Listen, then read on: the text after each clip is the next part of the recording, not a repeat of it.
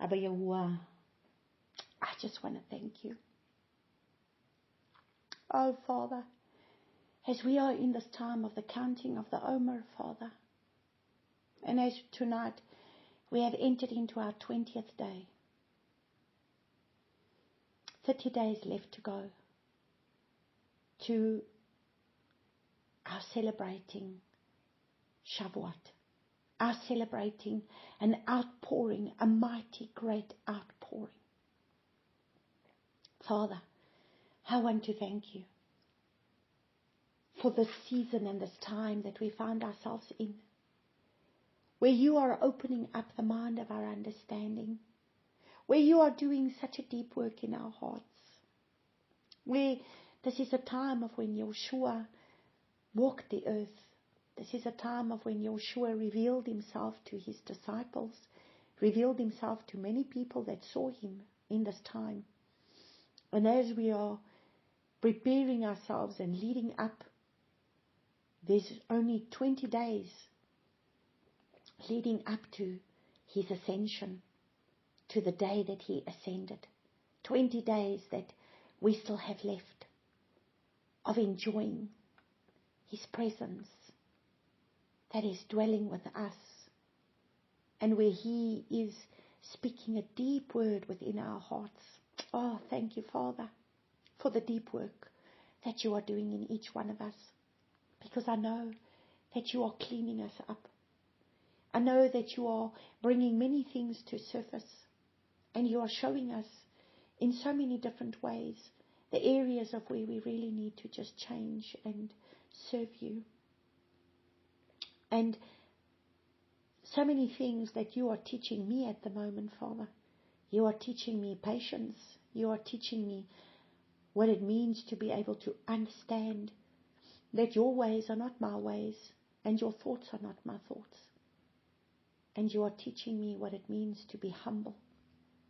You are teaching me what it is to be able to surrender, a greater level of surrender, a greater level of understanding. When we trust you, when we put our trust and our faith in you, how we see how you go before us and you do things that in our natural flesh we could not do. And where we need to be in a place of just allowing you to have your way in us, allowing you to do what you want to do in our lives, allowing ourselves to be more submitted and surrendered to you. And that is always so difficult for ourselves who want to control our lives. But Father, I just want to thank you. I thank you for this lesson, for us to understand your mishpat, for us to understand your right rulings, for us to understand that if we were to obey by right rulings, if we to obey your ways, your mishpat, your right rulings, it is much easier for us to be able to walk in your ways than to walk in our ways. And wow, Father, just like the lesson that you gave yesterday, where all things work together for good for those that love you and are called according to your purpose. And sometimes we don't understand what that looks like or what that means. But you are conforming us to the image of your Son. You are perfecting the image of your Son in us and through us. And sometimes the things that we have to go through is not easy. But you have a purpose and you have a plan in why many times you allow us to go through things that doesn't seem like it makes sense. But it's because you are perfecting your image, the image of the one who was the firstborn, resurrected from the dead, the firstborn. And we are to be those that now follow after him. And you wanting many sons and daughters. And we are called to be sons and daughters of Yahuwah that will subdue the earth. All creation groans for the sons of Yahuwah to arise and to restore things back to you. Abba, my Father, I pray that you teach us what it means to truly walk on this earth as sons, that we will understand that everything is about being conformed into the image of Messiah. And teach us, Father, what does that look like? Because when we rebel, it becomes more difficult. When we surrender, it's much easier. But even then, the road is hard-pressed, filled with trials and tribulation, because that is what awaits us in the days ahead. And the more we surrender to you, the easier it will be for us to be able to one day have to lay down our lives for you, if that is what will be required of us. And so I thank you for this time, Father. I thank you that we can just surrender this time to you. I thank you for your word. I thank you that your word is so sweet. I thank you that your word does such a deep work in us. And I thank you that we can just come and sit at your feet and allow you to come and teach us and lead us and guide us into your all truth, because it's only the truth of your word that sets us free. Thank you for the foundation of your Torah. Thank you that you have given us a foundation, and it's these foundations that we need in order for us to be able to walk out your purposes and your plans. So I thank you, Father, that I surrender this time to you. I pray, speak to my mind and speak through my lips the very oracles that comes from your heart, Father. Father, I pray that I will not speak my words, but that I am just a mouthpiece that you will speak through in order to be able to bring forth your word with authority and power. In the name of Yahushua, we pray this. Hallelujah. Praise Abba. So we are looking at Exodus chapter 20. And last week we only just got to one verse because the Father took us on another mission of having to speak many things that he was wanting to solidify for us, and that he wanted to be able to have us understand the importance of the fear of Yahuwah that we are to have on this Mount Sinai. Mount Sinai is really a mountain. There are two mountains spoken about in the word. There's the Mount Zion, and then there's Mount Sinai. Now, Mount Sinai, truly to me, is the mountain that deals with our flesh. Mount Zion is our promise. It's our promise of our heavenly dwelling, of the Mount Sinai, that we are promised to be able to come and dwell with our King on Mount Zion.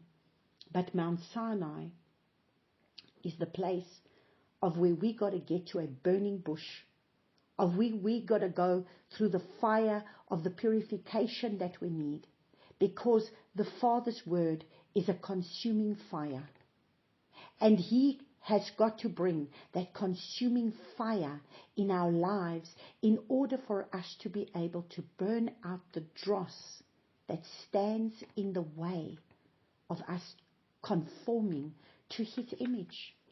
And right now I'm just being reminded of the scripture in Hebrews, and I just want to read it. In Hebrews chapter 12, verses 29. Let us actually just read from verse 26. I'm actually going to read from verse 24. And to Yahushua, the mediator of a new covenant. So understand, on Mount Sinai, he has given us our foundational covenant. And you've got to understand, this is where now, it is so beautiful to sit with people like now, as I'm working through the Torah portions with our group on a Shabbat in Albertina, and how we've been able to start at the beginning in Genesis. And as we're working through our Torah portions, and now I see how beautiful it is to sit with people. Their eyes are being made open. Their ears are being opened. They are receiving a foundation, and they are so enjoying the Torah portions because they are saying, wow, we've never read these scriptures. We've never understood these scriptures. We never thought these things were important. And you see, this is unfortunately what has happened with us in a religious system that we find ourselves in, is that, we study many things, but a foundation is not laid. And if you do not lay a solid foundation, Yeshua said you've got to build your house on a solid foundation so that when the shaking comes, it's not going to fall.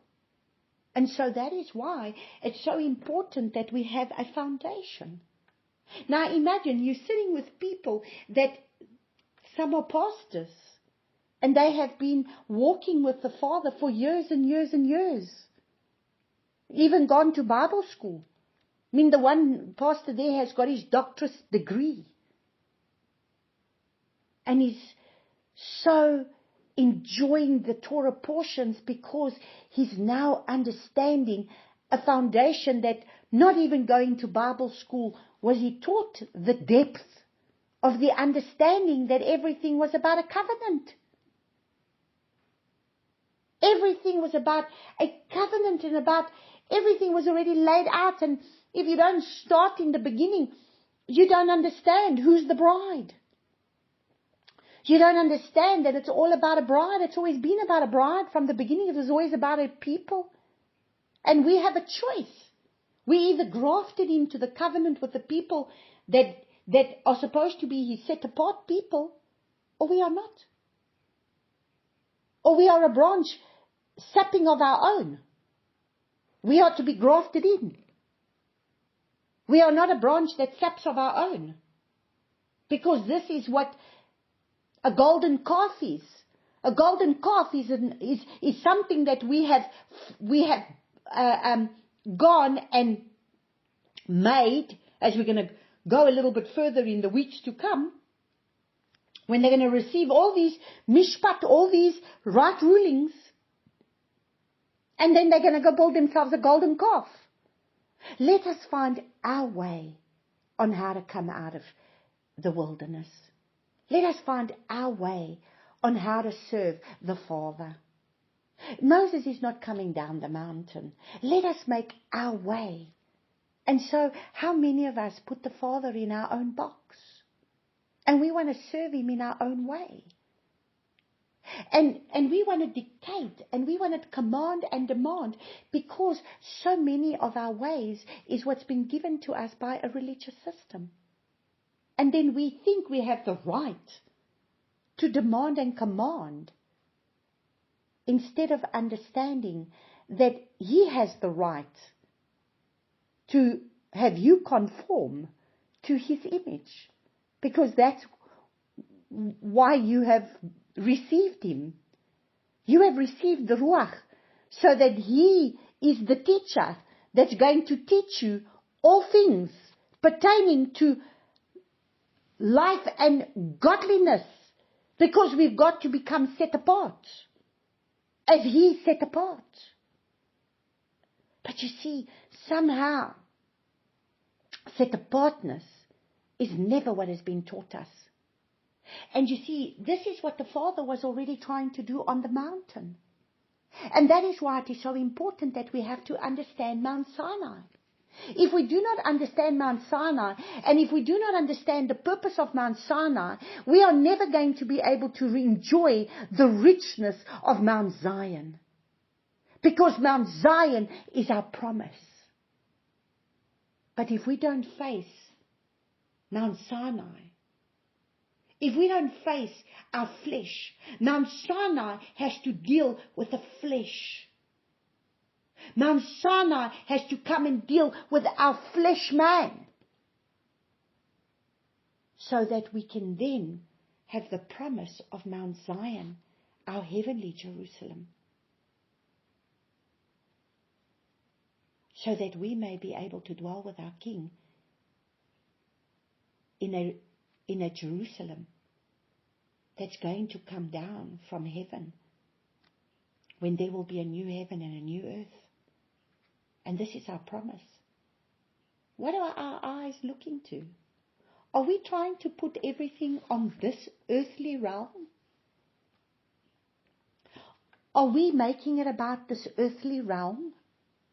That's why I say to people, you know what? If you have to keep your eyes on the right perspective, if your perspective is on the final goal, you're running your race, you've got to finish the race. And what is at the end of the race?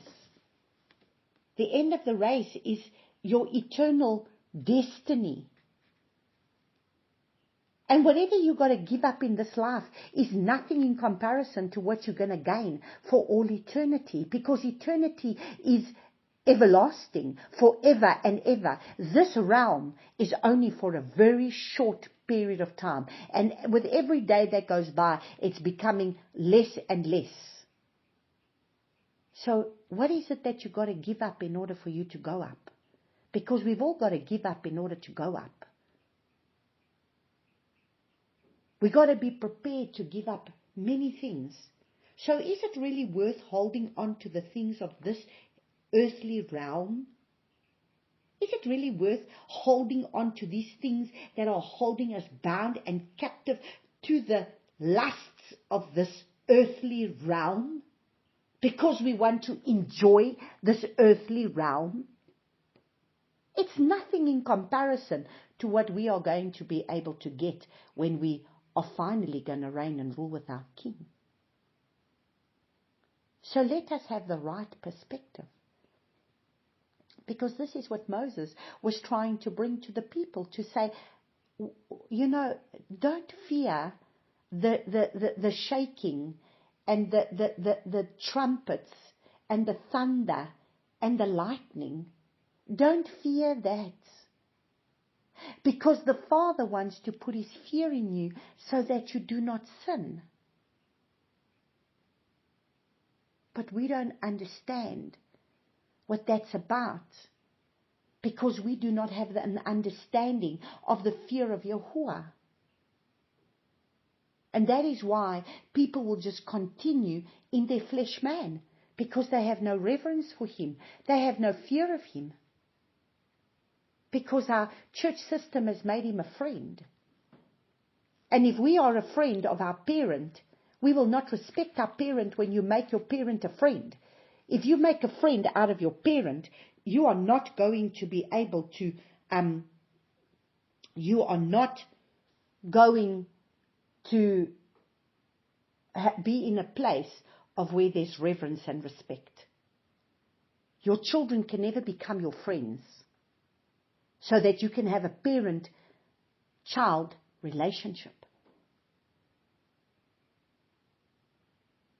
And so that's why we continue to read, and it says, and to Yeshua the mediator, we are in Hebrews chapter 12 from verses 24, and to Yeshua the mediator of a new covenant, and to the blood of the sprinkling, which speaks better than the blood of Abel.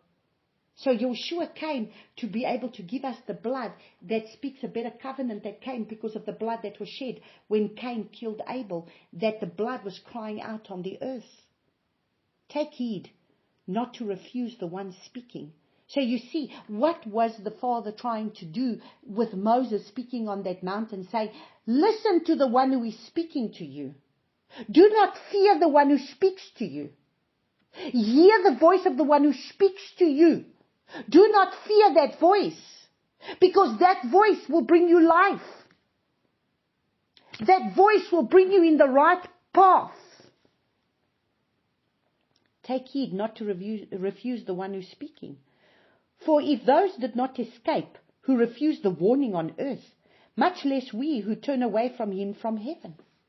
So understand, the Father warns us.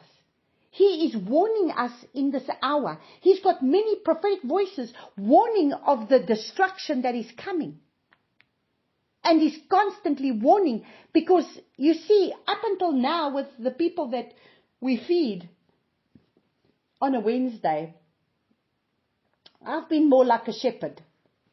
I embrace them and love them and lay hands on them and pray for them and pray to the Father that He bring them a job and all these things. But yesterday, I had to put on another hat.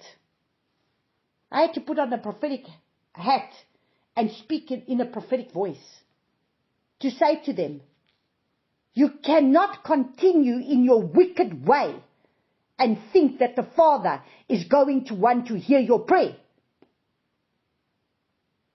Because we stand accountable before Him.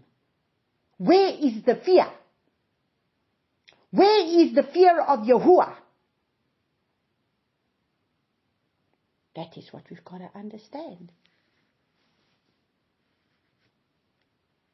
Because there's got to be a fear. And so He turns around and He says, whose voice shook the earth? Then. But now He has promised, saying, yet once more I shake not only the earth, but also the heavens. Beloveds, the Father shook on that mountain. And I tell you now, I would not want to be one of those Israelites on that mountain when the Father started to speak with the shaking. Because let me tell you something, there are many loose rocks and some of them big rocks. And that could not have been an easy thing, seeing those rocks shaking and falling. That's why there was a fear. And He says, once again, He's going to shake not only the earth, but the heavens. The heavens and the earth are going to shake. The shaking is coming. Are we ready for the shaking? And this, yet once more, makes clear the removal of what is shaken, as having been made, so that the unshaken matters might remain. You see, it's like the Father said last year, when, in the beginning of June, just when I was coming back to Johannesburg after we'd been in Israel, I was in that earthquake. And the words that the Father gave me was, I'm going to shake everything that can be shaken. Now, you're either going to shake into position or you're going to shake out of control. The choice is yours. But the shaking is going to come. The shaking is going to come. Now, you are either going to shake into position, shake into the position of that which He's ordained and called you to be in. You've got to start walking in what He has ordained for you to walk in. There is a scroll written for your life that needs to be fulfilled, that He wants you to walk out. And the time has come now that we start to be able to be put into position, because, beloveds, we are running out of time. I had this prophet send me a message on Tuesday, and she was saying, Natalia, please pray, because I've got to, the Father has told me that we got to get a place of refuge going, and we need the investors to be able to come and set up the place, because the Father gave me a dream. And that dream put the fear in me that we are not ready. And she says, it's going to get bad. It's going to get dark. It's really, really going to get dark. And I said, beloved, the Father is neither late and He's neither early. The Father's always on time. And He's going to do what He needs to do. And He will have everything in place of what needs to be put in place. Because He will bring the faithful servants that need to be obedient to Him. Because if we're not going to be obedient, it's going to be a problem. Then we are going to shake. He will shake us until we come in line. So she didn't tell me about her dream, but I heard it in her voice, the fear that was there.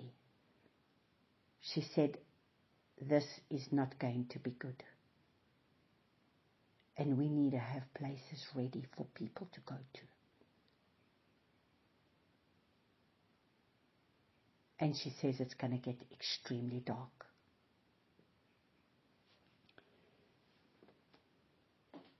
And that's why he says, whatever must be shaken out of our lives, he's going to have to shake for us to get ready. Because we cannot be holding on to things in our lives that still causes us fear. We are not to fear the things that are going on around us. We are not to fear.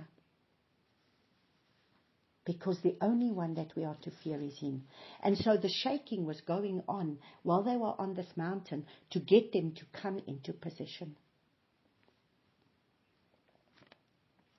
And it says, therefore, receiving an unshakable rain. So you see, what is the Father wanting to do?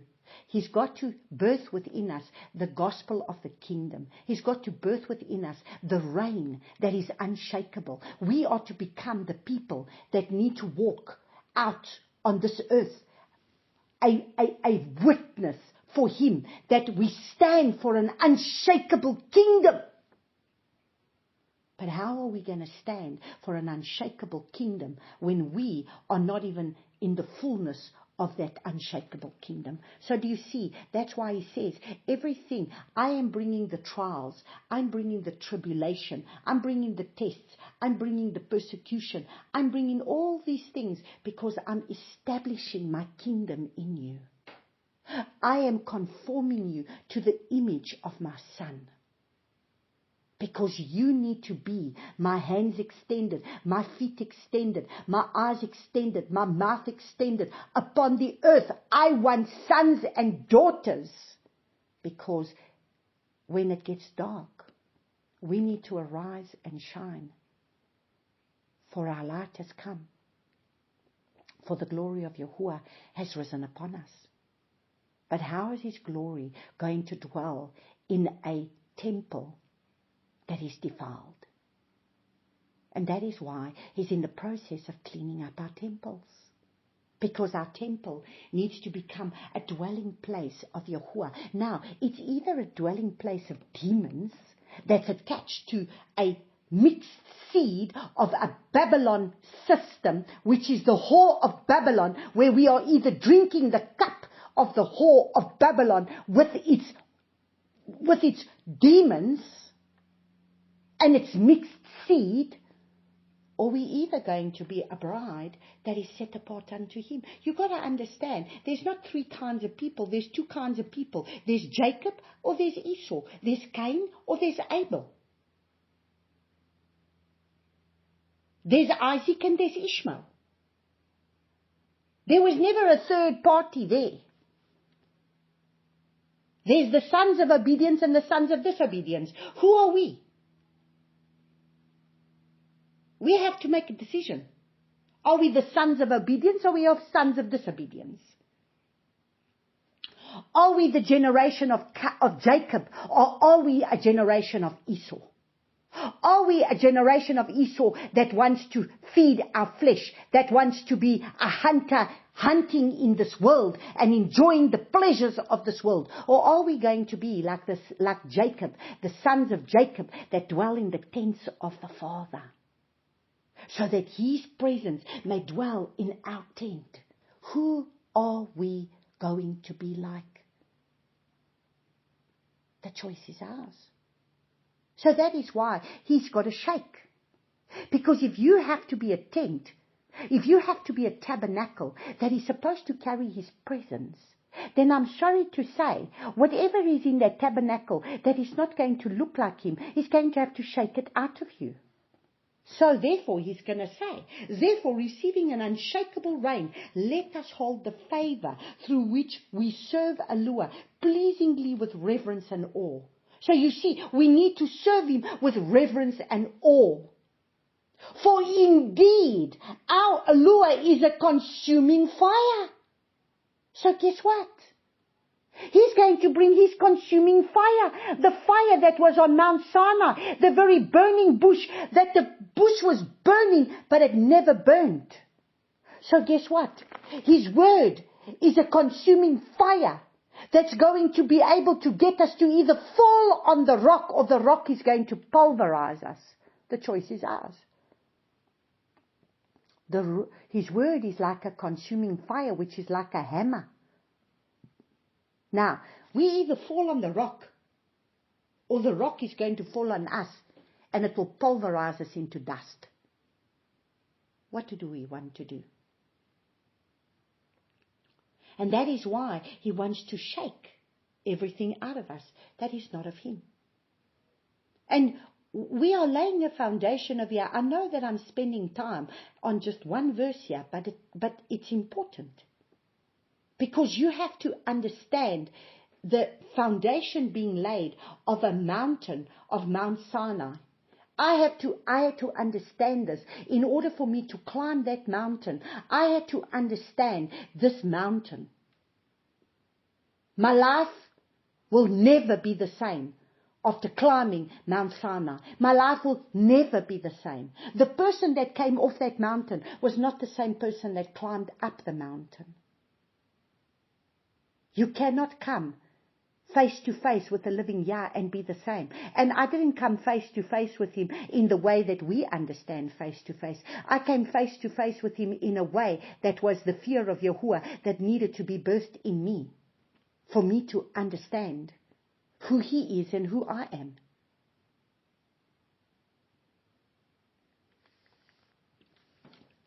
So that we understand when Moshe said to the people, do not fear, for Yahuwah has come to prove you. What is that word prove? That word prove is the word nasa. It's to test, to try, to prove, to tempt, to put to the proof or to the test, to try, to prove. So what is the whole wilderness experience of our lives about?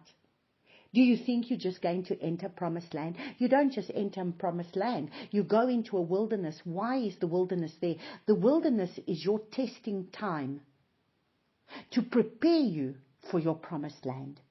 You can't just enter into a promised land. You are first going to have to be tested and tried. And that's why the Israelites, an 11-day journey took them 40 years. And as a matter of fact, only 2 of the original however many million that came out of the land of Egypt actually entered into the promised land because of their rebellion. Because they worshipped him with their lips, but their hearts were far from him. So the Father is raising up a remnant bride. Beloveds, he's wanting a remnant bride. My message is not for those that are just all, non-believers. My message is a message to those who really, really love the Father and really want to serve the Father, and they have choices to make where they can actually become part of his bride. Because this lie that we have been fed to say that the church is the bride, the church that's received Jesus as their Messiah is the bride, that is the biggest lie. A bride is not just any person. At a wedding, you have one bride. You have many guests. The guests have to leave. You have many people serving at a wedding. They're serving at the wedding. But a bride, there's only one bride. And that is why the Father laid out for us a tabernacle, to understand that there is an outer court, that there is a holy place, and that there is a holy of holies. You know, even Mount Sinai is made out in that way for you to understand. At the bottom of the mountain was Moses' altar. And that is up to where the people came, to the bottom of the mountain, which just behind them, not far from there, is where they went and they built their golden calf. And so they came to the bottom of the mountain. They stood at the bottom of the mountain. That is the outer court. And then the elders and Joshua and Aaron went to the plateau. They went a little bit further up the mountain. They didn't go up to the summit. They didn't go up to the peak. They sat at a plateau. That's the holy place. That the priests were allowed to go to. The priests were allowed to go to the holy place. But only Moses. went into the Holy of Holies. Only the high priest went into the Holy of Holies.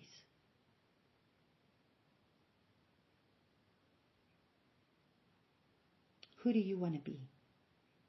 Do you want to come into the Holy of Holies? Because I tell you something. If there's a word that the Father has given me that I understand very clearly, that which you get away with in the outer court will kill you in the Holy of Holies. That is why He's changing us from glory to glory. Why? Because that which you get away with in the outer court, when you are a little toddler and you are a little baby, you get away with many things. But as you start to mature and as you start to get a little bit more grown up, you start to have to get a little bit different reprimanding. What you get away with in the outer court, you know, those that just get saved, they get away with many things. But as you start to mature, the Father is going to discipline those whom He loves. Then you start to go through a discipline. And that's why I always, sometimes, I say a lot of times out of my mouth, I get away with nothing. Some people get away with everything. I get away with nothing. It always just seemed like it's so difficult on me, because if I just do something wrong, I don't get away with nothing. But you see, it's the level of what it is that you want to walk in. If you want to be able to walk in the place of the Holy of Holies, you can't get away with what other people get away with in the outer court. Because the priest, the high priest, could not stand before the Father in his defilement in the Holy of Holies, because they would carry his body out of there. It would kill him. But we want to dwell with Him in the Holy of Holies, but we don't want to pay the price that is necessary to be the one that stands before Him in the Holy of Holies. You can't expect a person, you can't expect a baby, you can't expect one who's on milk to be able to go stand in the Holy of Holies, but yet we want to turn around and say everybody is the bride. No, beloveds, there's a price to pay. It's a path of holiness. And it's interesting because it says narrow is the gate. Narrow is the road. Narrow is the gate that leads to life, and few find it. And what is the life? Yeshua spoke and He said, I am the way, I am the truth, I am the life. No one comes to the Father except through me. I am the way. That's the outer court. Yeshua was the gate. He was the door. I am the way. He's the door that you entered into the tabernacle. I am the truth. We received the Holy Spirit. That's where we receive Yeshua. He's the way. He's the door. He's the door to our salvation. That's the outer court. Salvation. I am the truth. That's the Holy Spirit. That's the holy place. But I am the life. That's the Holy of Holies. That's where the Father dwells. In the Holy of Holies. Between the cherubim. That's where He wants to speak to us. Narrows the road. Narrows the way that leads to life. Narrows the gate that leads to life. And few find it. Now, if the Bible says few, I don't think it's many. And that life is the life in the dwelling of the Holy of Holies.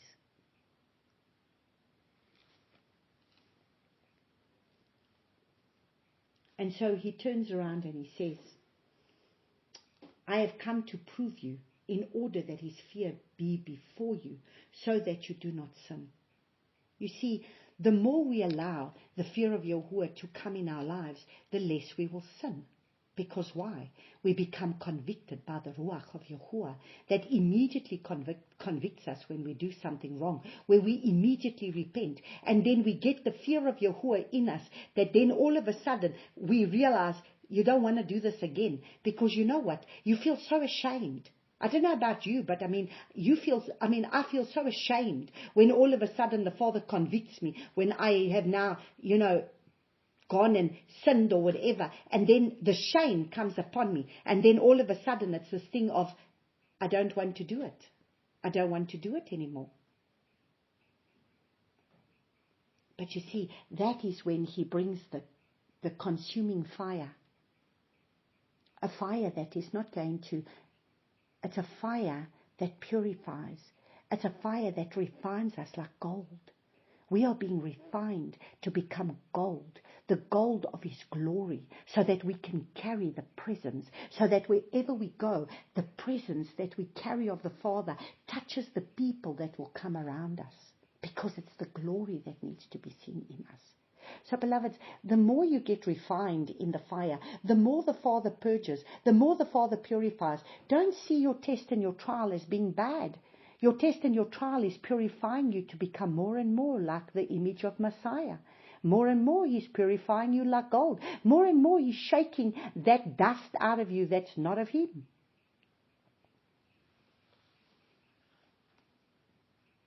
So he says, so the people stood at a distance, but Moshe drew near the thick darkness where Alua was. So you see, the people had to stand at a distance. The people stood at the bottom of the mountain. They were petrified. And Moses drew nearer to the Father in the midst of that thick darkness, in the glory cloud, in that glory cloud of the Father's presence.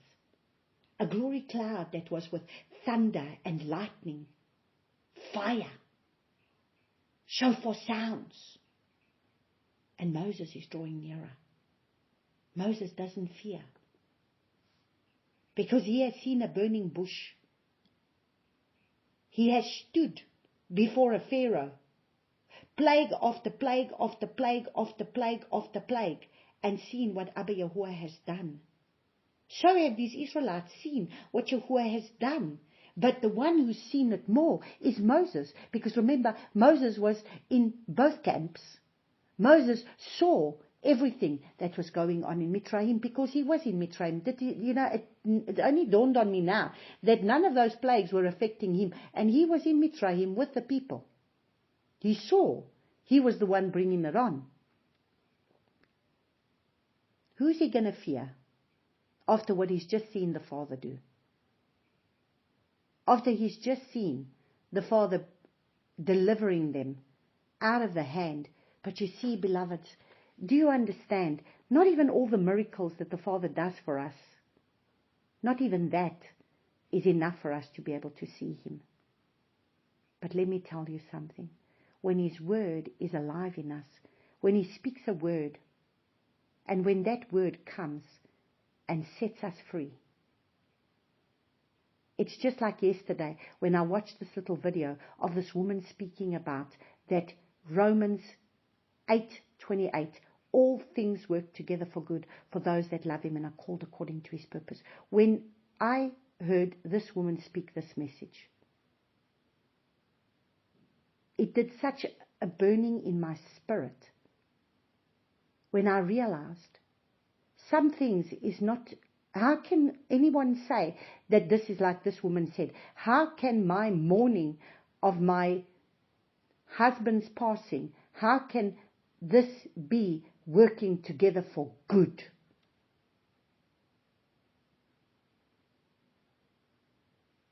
Until she read the continuation of the scripture, so that you can be conformed into the image of Messiah. And all of a sudden, I've always quoted Romans 8:28, but I've never really looked at the other scriptures. And that is what is so sad when we don't really go and look at the other scriptures. It's like the same as if you just quote Jeremiah chapter 29 verse 11. Everybody quotes Jeremiah chapter 29 verse 11, for I know the plans I have for you, says Yahuwah, plans for good, not for ill, to give you a future, to give you a hope. Everybody quotes that scripture, but they don't go a little bit further. You will seek Him, and you will find Him when you seek for Him with all your heart, verse 13 says. Then verse 14 says, and when you do that, then I will deliver you from the place where I have held you captive. So He knows the plans that He has for you, but you're going to have to seek Him with your whole heart. If you're not going to seek Him with your whole heart, you're not going to find Him. And so it was the same when I had to meditate on the scripture, and I've been meditating on it for 2 days. And it's just, this morning, I went and I did a word study on the scripture, and I made sure that I went and had a look at all the different versions of Bibles to try and really understand the scripture in a much deeper way, to get it from different perspectives. I want to read it to you because it says, and we know that all matters work together for good for those who love Alua, to those who are called according to his purpose. Such a beautiful scripture. And we quote it so flippantly. You know, when someone's going through something, then we just say to them, you know, Father works all things for good for those that love him. You know, he's going to work it out for good. But sometimes it doesn't bring comfort. Even though you know the scripture, it's not really bringing comfort. It doesn't really solve the problem because it depends, what does it mean for good? He works all things together for good. What is your perception of good?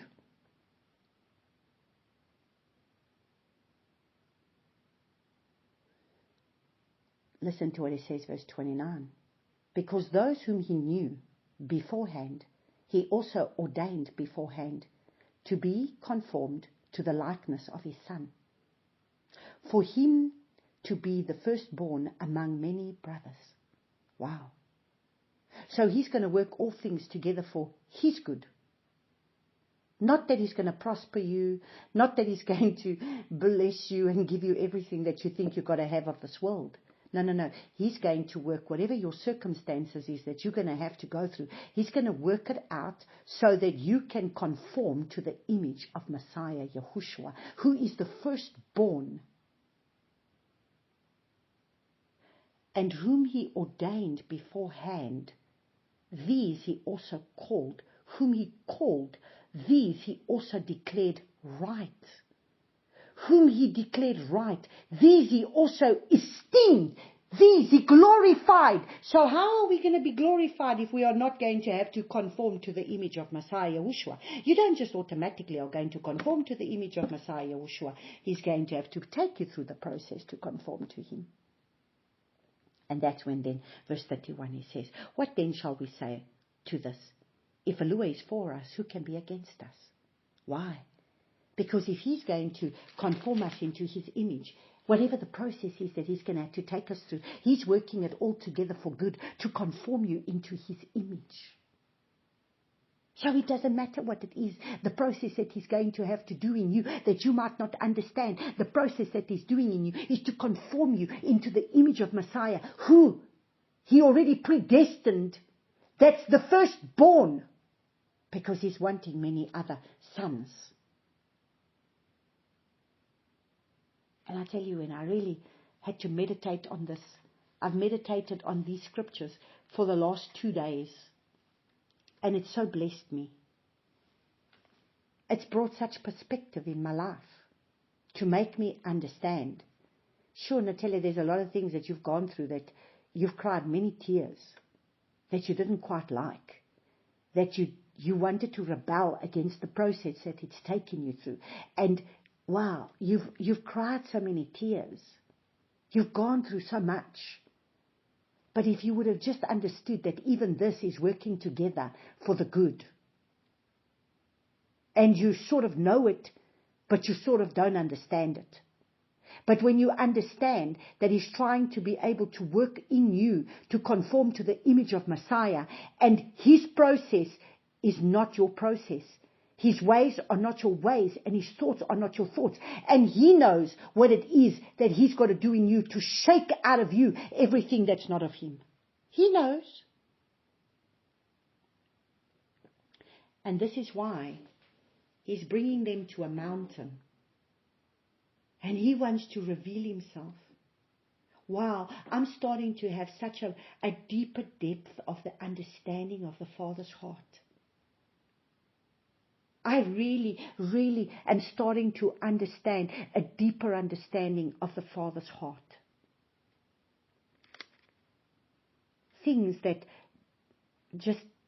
it's just been such a struggle and such difficulties for so long that I didn't quite understand Father's process. You know, when you have like a sort of like an understanding, but yet you don't understand. It's like It's not that I didn't understand. I understood the process, but at the same time, my emotions and my feelings and my life did not want to understand it. So it was this thing of, it's just pain, pain, pain, pain, and pain.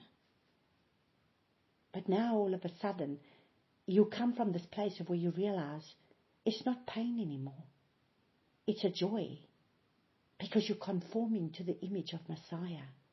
Embrace it. Enjoy the ride.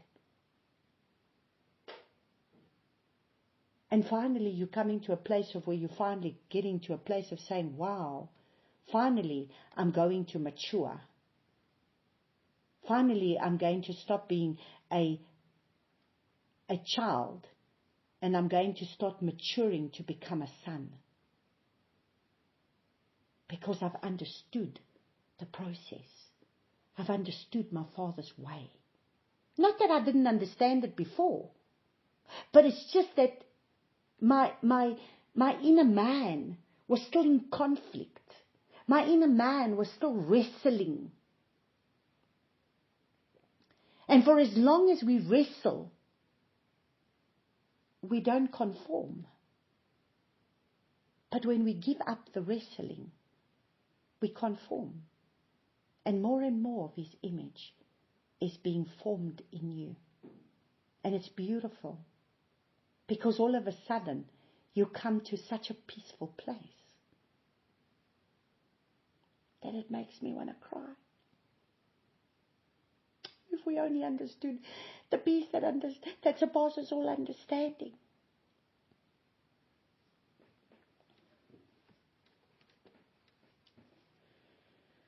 So Yahuwah said to Moshe, say this to the children of Israel. You yourselves have seen that I have spoken to you from the heavens. You do not make besides me mighty ones of silver, and you do not make mighty ones of gold for yourselves. Imagine, the very first thing that He says to them, do not make for yourself other gods. The very first thing that He says to them, because He already knows that He's going to go down that mountain and they are going to make a golden calf. He's going to come off this mountain. He's going to go and build an altar for the Father. He's going to tell them, and the very first thing that they're going to do is they're going to build a golden calf. How many golden calves do we have in our lives?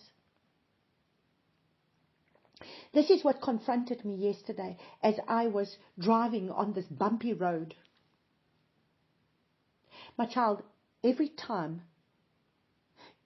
my people rebel against me, it's because they put themselves on the throne of their own lives and they do not surrender to me. And if they do that, you become a golden calf because you yourself are on your own throne. You dictate to me what I must do for you. You tell me I must do this in the time you want. And you tell me what I must do. But who are you?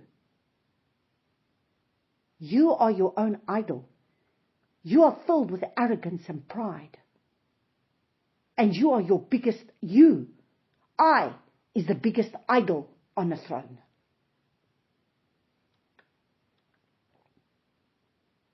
And that is the reality of our lives. And this is what I had to come and stand before a people yesterday and say, how many gods have you got that you serve?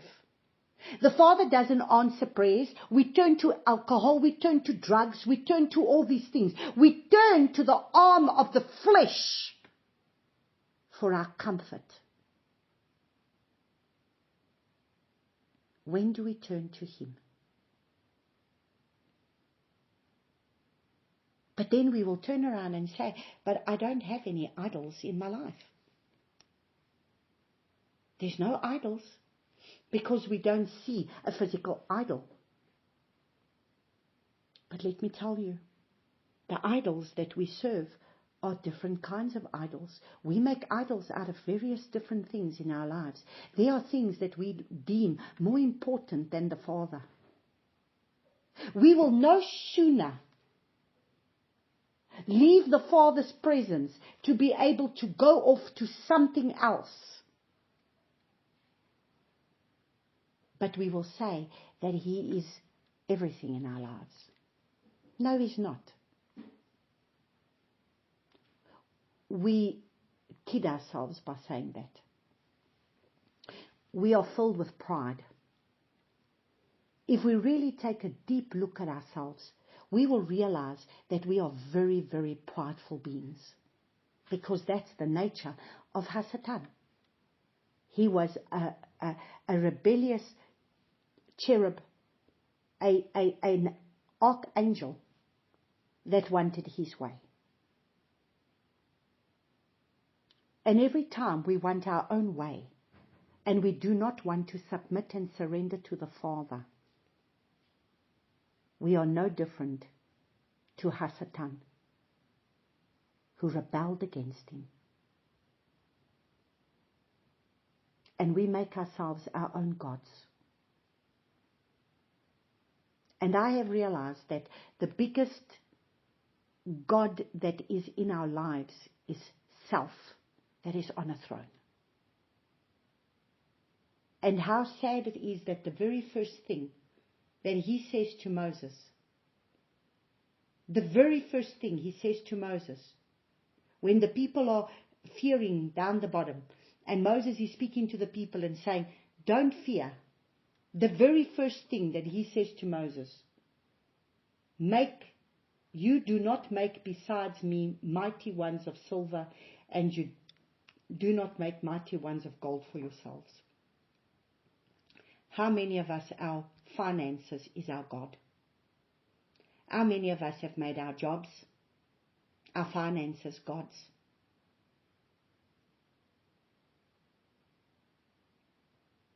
How many? How many people in this world? It's about me, myself, and I. Because the finances that we have is more for myself. It's more about me. How many are in this place? But if the Father tells us to part with it, do we battle?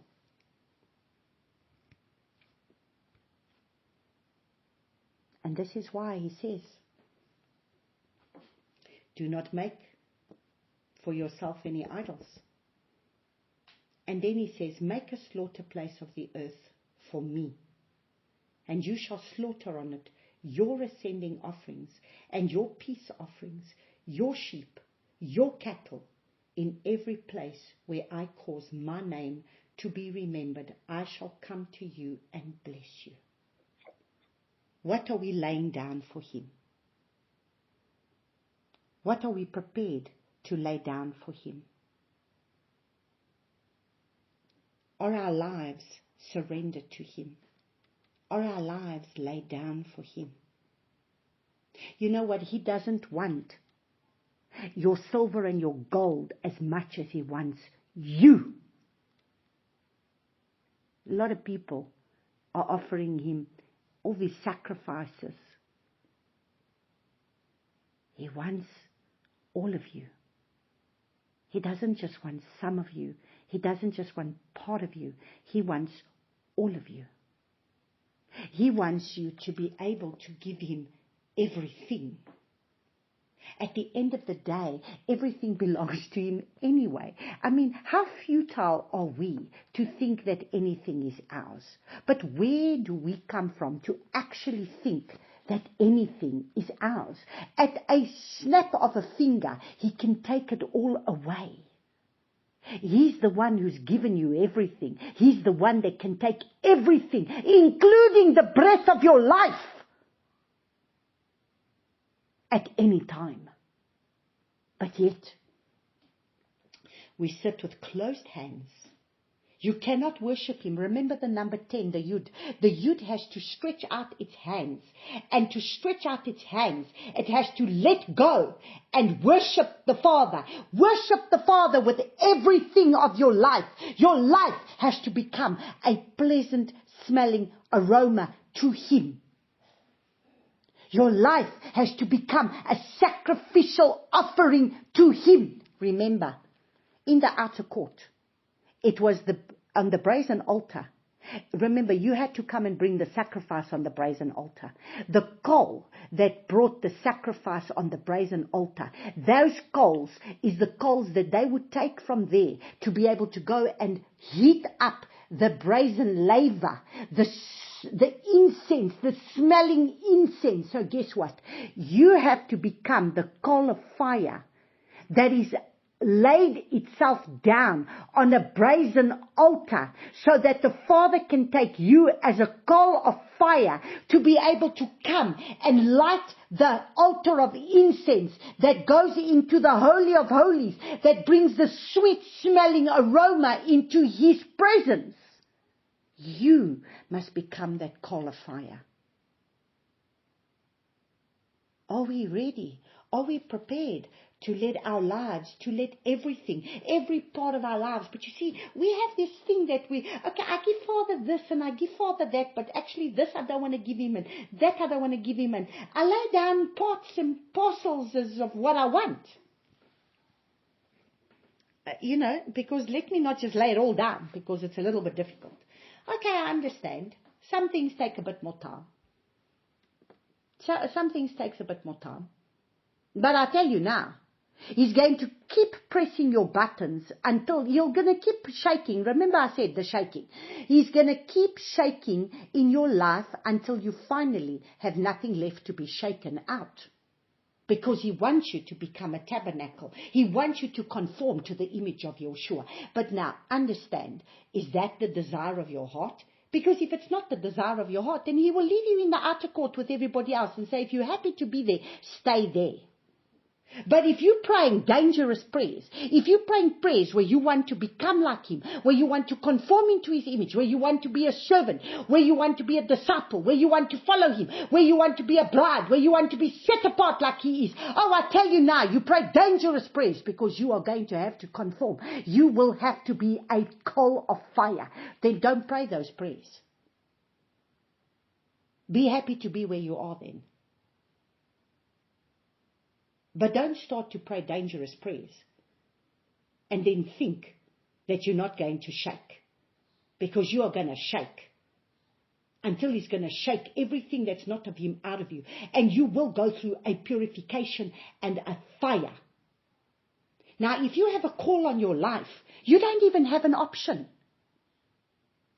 Because if He's got a call on your life, if there's a call of Yahuwah on your life, you're either going to surrender to His call or you're going to be able to go through your own process. But I tell you now, He's going to shake you and shake you until you're finally going to conform to what He wants. The choice is yours. You're either going to get there kicking and screaming or you're going to get there willingly. The choice is yours. But He's going to get you there. And some people rebel to the point of where He finally says, stay where you are. I will find someone else. And I have sat with 3 people in one day.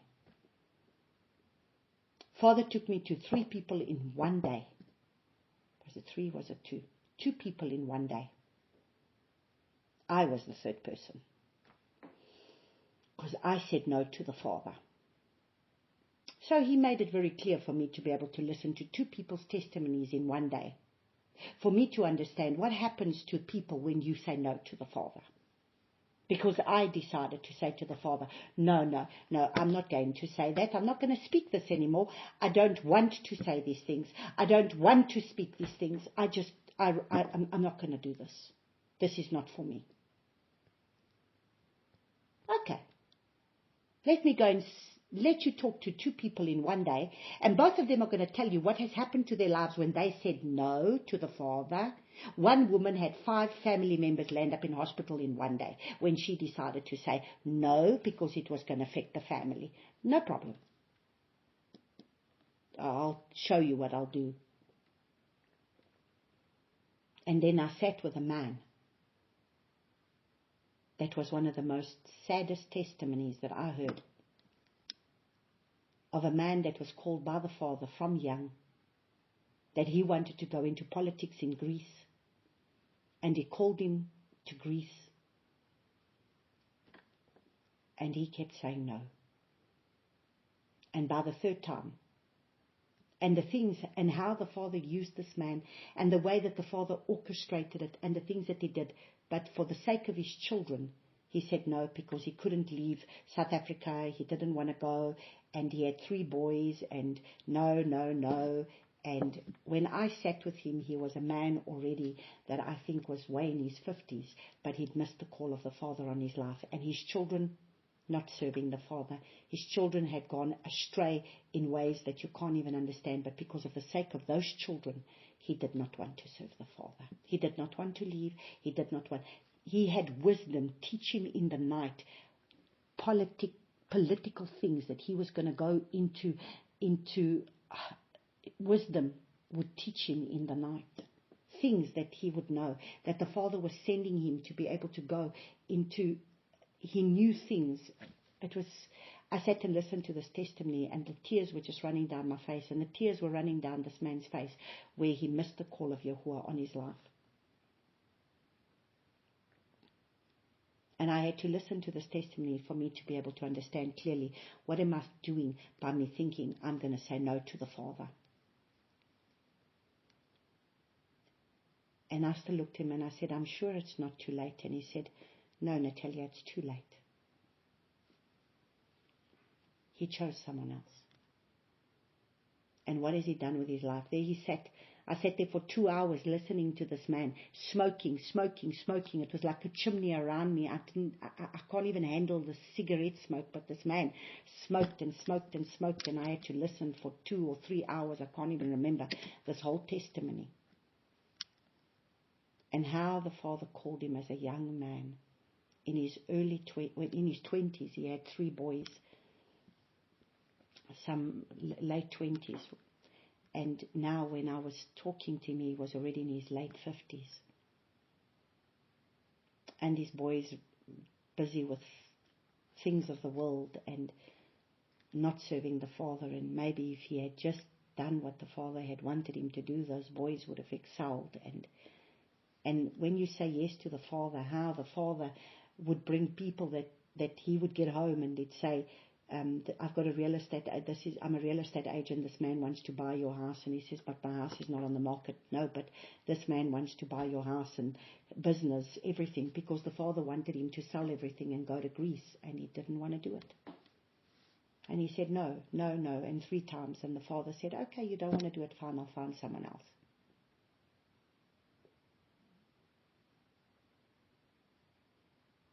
The Father has got a call, a scroll on your life that you have to walk out. And he expects you to become a living sacrifice for him. That's when he says, make a slaughter place of earth for me, and you shall slaughter on it your ascending offerings. Are we the ascending offering of the sweet-smelling aroma for the Father? And your peace offerings, and your sheep, and your cattle, have we surrendered everything that we own into the Father's hands and said, okay, Father, everything that I own, I give to you, and I allow you to use it for what you want? Are you at that place? In every place where I cause my name to be remembered, there are places that the Father is wanting his name to be remembered, where he has put his seal there. He wants to seal us with his name so that we become an ascending offering for the glory and the honor of his name. I shall come to you and bless you. I want to finish up with the scripture in Malachi. Let's just go to Malachi.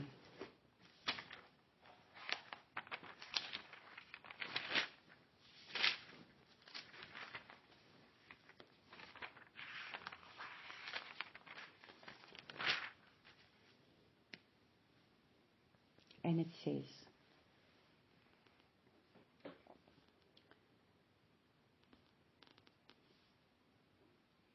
Malachi chapter 3 from verses 14, it says, "You have said it is worthless to serve Allah.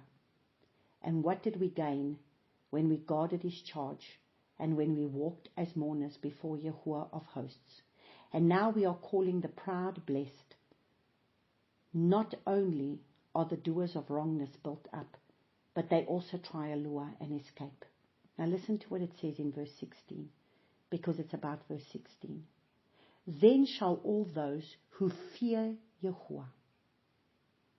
Okay, so everything that we've been speaking about the last 2 weeks is about the fear of Yahuwah on this Mount Sinai. "Then shall those who fear Yahuwah speak to one another, and Yahuwah listens and hears, and a book of remembrance be written before him of those who fear Yahuwah and those who think upon his name. And they shall be mine, says Yahuwah of hosts, on the day that I prepare a treasured possession, a Segula people, and I shall spare them as a man spares his own son who serves him. Then you shall again see the difference between the righteous and the wrong, between one who serves Allah and one who does not serve him." So you see, there's going to be a separation between those who are like Jacob, who want to dwell in the Father's courts, a generation that will seek his face like Yaakov, Psalm 24. Or you will be like Esau, one who wants to dwell in this world, enjoy the things of this world, chase after the things of this world, the pleasures of this world that this world has to give them. But yet he says, "Then shall those who fear Yahuwah speak to one another, and Yahuwah listens and hears, and a book of remembrance be written before him of those who fear Yahuwah and those who think upon his name." How are you going to think upon a name that you don't even know?